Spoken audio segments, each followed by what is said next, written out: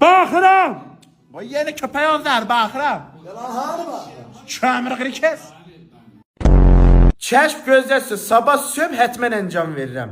O sözlə nə mədə vəzifəmdir, kəşf gözlərim sizə. Mən nökərəm, səlam, mən kiçikəm sənə, səlamət olan, qurban kəsimdə, tac-ı səri. Səlam, xanvadı möhtərəm, yeter, səlamət olan, xudafiz. Köpək oğlu hiç nədir, məndən səhənnəmi dadı bağlı, dedəmə çəşməyəm ki, sənə deyim, qazdıram. Dənə çay gətir. Böyle rahat oturuplar, cür gelmir. Üçü bir bak sürmeye köyüne gelmişim, hardadır? Tez o tarafı vermeni görüm. Ne yap sürmeye köyüneyim harda? Tezi hemen getirin, sizim gidip şöyle. Tezi ben sürmeye köyüneyim, tap getir. Bir tane... Bir tane... Dur bir de çay getir.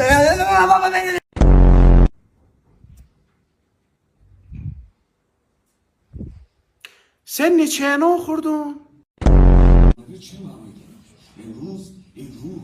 Baba, gittim NASA'da işleyeyim. NASA'da? Heye. BMS var.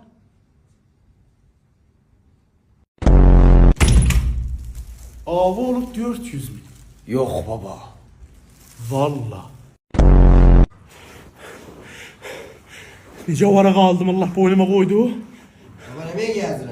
He? Hiç yok, neme geçiyor? Nece bədbəxt oldum, evim dağıldı.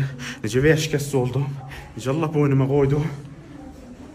Küştü verir. Hele bir tane çay gətir, ne mi ola?